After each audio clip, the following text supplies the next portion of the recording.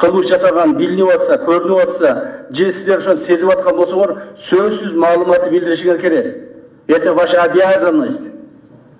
Остановить нашего коллеги от этих нарушений законодательства. Остановить его нужно. А не так, чтобы там вместе с ним пойти и идти на нарушение. Дагы бир маселе. Мамлекеттин кызыкчылыгы. Урматтуу жетекчилер. Биз бул кылган ишибиздин бардыгын мамлекеттин гана кызыкчылыгы болуш керек. Мына азыр жолдор көп курулуп атат, чоң строительстволор башталып атат, мамлекетте чоң акчалар түшүп атат, бардык экономикага жумшалып атат. Ушул маалда ар бириңердин колуңарда өтө чоң жоопкерчиликтер башталат.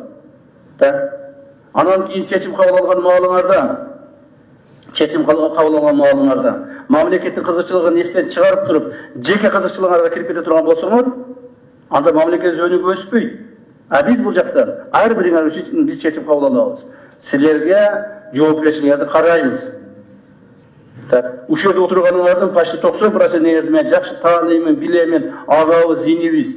Бул агам, бул иним мени жашырып коет, тибей коет, карап койбойт, бул досум дебегиле. Эч кимге пощады не будет. Никому никакой пощады не будет. Особенно местные органы власти. Вот акимдер, мэрлер, айылыңарда, жерлерде, районун тегерегинде кайсыл бандит жүрөт, ким кого грузит, кто кого не дает жить, какие коррупционеры имеются, вам же как бы силерге жаккан нерсе да, бул туурабы? Муну билесиңер. Айтып койгула да бизге. Эмне жашырып отурасыңар? Айтып койгула, дайте информацию. Если не хотите дать информацию кому-то другому, дайте мне личную информацию.